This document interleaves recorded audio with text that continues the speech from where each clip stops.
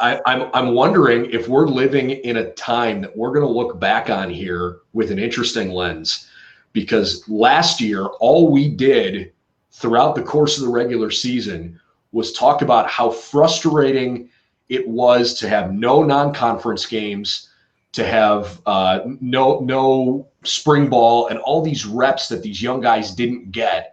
And it was like this excuse was building up a little bit, but you had Justin Fields, you had a stupid talented roster, and they gutted through it and made a special run and unfortunately didn't finish it off.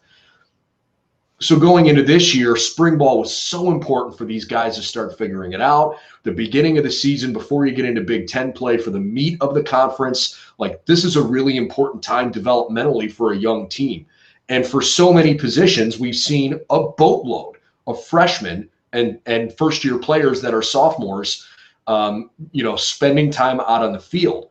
And yet at the quarterback position, you're only developing one guy right now.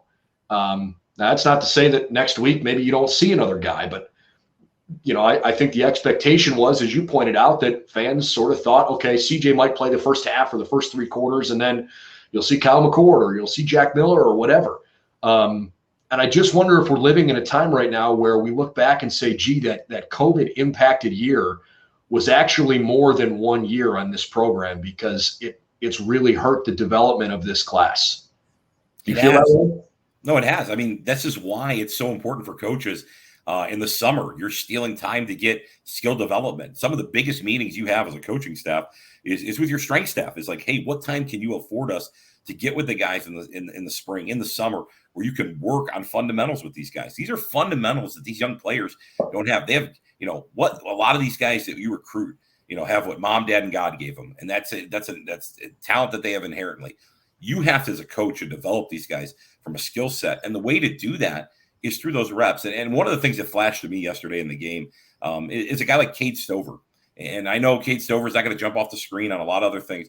Cade Stover did some things fundamentally yesterday that were really good. And that's a testament to Kevin Wilson as well, being a tremendous football coach.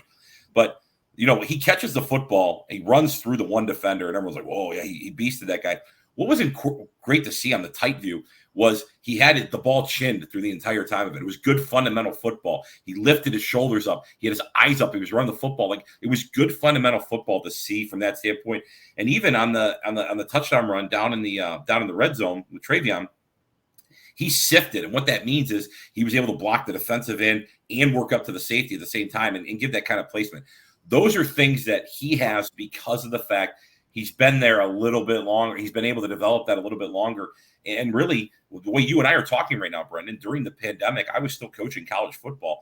That's how I was coaching guys and developing guys, literally on a screen like this, trying to find an open area in my house to be able to go through these guys with fundamentals, taking clips from the NFL, taking clips from the college game.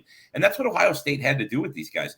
Until they actually get that kinetic learning of being able to do this on a regular basis, that's where it's going to come into play.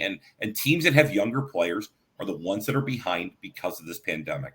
There are veteran guys that had been coached, that knew what they were doing. So we saw week one, Minnesota's offensive line had the most reps out of most game reps out of any offensive line in college football. That is why they were able to run the football so effectively in that game, because they had that integrity of taking those reps. And that's something that's going to go forward for Ohio State. And you say, looking back, Brendan, I hope we look back at this and go, man, CJ Stroud. Man, we were really impatient with this kid. It turned out to be something really special. And like you said, what your eyes see, but also what we have not seen are what these backups could do in this situation. We haven't seen these guys yet. We've watched them play in high school. We've watched them do different things. But realistically, until you see that guy with that beautiful silver helmet on out there on Ohio Stadium, surrounded by the fans, surrounded by a great team, that's when you're going to know who these guys are. And those opportunities are going to present themselves going forward. Not saying that guaranteeing that CJ Stroud's going to get ahead in the game and be able to go sit down, but there are things that happen throughout a season where somebody else is going to have to play quarterback at a different time. And that'll be that guy's opportunity, whoever that may be, whoever Coach Day feels is the best guy to go in. He's going to go in, and when he has that opportunity, it's going to be really, really important for him to take advantage of it and show what he can do.